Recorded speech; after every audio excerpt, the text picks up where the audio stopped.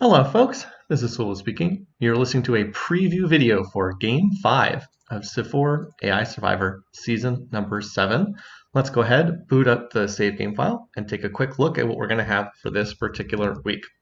Alright, now this field, probably not one of our more dynamic fields. I think that in terms of some of the most popular AI Survivor leaders, we don't have too many of them in this game. That said, I'm sure this one will throw out some of its own surprises for us. Anyway, here's your quick overview of what the continent looks like. We're going to start, as usual, with our Pool 1 leader, who in this game is Kubla Khan of Mongolia. Kubla Khan, as all of the other Pool 1 leaders, has been pretty successful throughout past years of AI Survivor. Not so much in terms of like the crushing victories that some of the other leaders at the top of the standings have won, but has stuck around in a lot of games, has really put the traits that he has to good use. Aggressive plus creative just seems to be a good combination for the AI in this overall setup. Kubla Khan seems to be aggressive enough to be successful, but not so aggressive that he's in the Montezuma and Shaka camp where he just goes a little bit too crazy. He has a seafood start, which is not great for him, but he also has horses at the start, which is good for him, given that he is one of the Mongolian leaders. All right, over here, the Pool 2 leader for this game is Cyrus.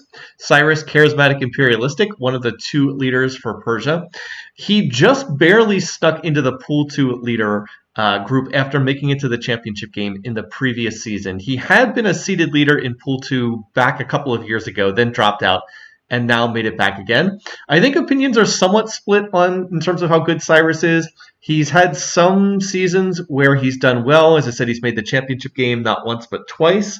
Actually came super close to winning the overall Season 2 championship, for people who might remember that far back. Certainly expands well with imperialistic trait. That said, there's also been some years where he just really did very, very little. Just kind of got rolled up in the opening round and did not a whole lot with it. Persia's starting techs are actually decently suited for this starting position. Persia is agriculture plus hunting, which means you have easy access to animal husbandry. But the seafood, probably not what you're looking for if you want Cyrus. This is maybe not ideal for an imperialistic leader, but we shall see. Now, in the unseeded leader category, let's just go around. Down here on the southern part of the continent, we have Ashoka of India, the non-Gandhi leader for India. Basically, Ashoka is like a scaled back version of Gandhi. They play very similarly. They're both super peaceful. They both like to found religions. They both have a cultural bent. They're both more likely to win by cultural victory than anything else. Gandhi just does it to a more extreme extent than Ashoka does here. Overall, a lot of the same strengths, a lot of the same weaknesses, high peace weight, doesn't really want to fight people, may get sucked into fighting people in this game. Ashoka has a couple of second place finishes. I can't recall if he's actually won any games in the past. People will probably mention that in comments. All right, next unseeded leader over here, we have Boudicca. Boudicca, well known for having the super aggressive trait combo, aggressive plus charismatic.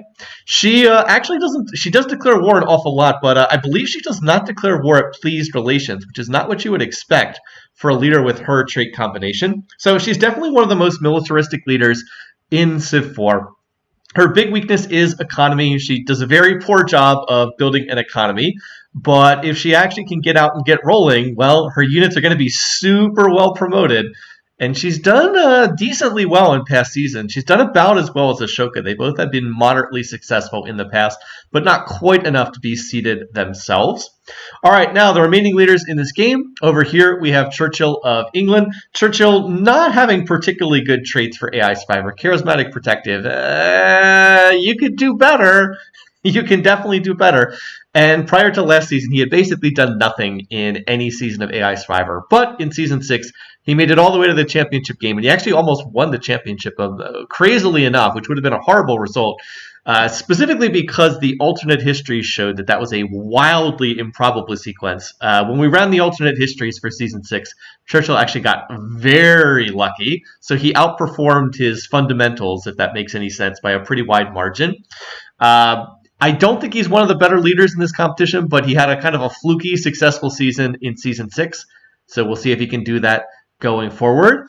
And then finally down here in the southeast corner, we have one of the American leaders, Franklin Roosevelt, industrious, organized. He's another very peaceful leader. The way I've described him in the past is he basically tries to play the economic game in the way that you would have with someone like Mansa Musa or Darius or whatnot, but he just doesn't really have the traits of the civilization to be as good at that as the top tier economic leaders. Again, industrious, organized, not particularly good for AI Survivor. And America is just one of the worst civs in Civ4. The unique units just come so late, it's pretty sad. That said, he does have double silver at the starting position, Enzo, and that's kind of nice. So if he can actually get to animal husbandry, connect his food, he actually has triple animal husbandry resources here. And then start making use of the silver. I mean, who knows, right? Anyone can win these games. We've certainly seen that in the past. All right, so while I zoom out and show all the resources in zoomed out mode, just a quick reminder here. This game, game number 5, will be taking place a week from when this video gets posted to YouTube. So that should be May 12th, 2023, May the 12th. And that will be at our normal time, starting noon Eastern on the live stream. Again, if you're watching this, you're probably familiar with this by now, familiar with the picking contest that we do for each of these games, which will be linked underneath this video. But if you've stumbled across this video through some weird chance of YouTube's algorithm, go check it out. These games are a lot of fun, and we have a great turnout each week watching them live. So hopefully you will be able to catch this game with us for Game 5 of Civ4 AI Survivor Season number 7. Until next time, hope you guys can make it, and I'll see you again soon.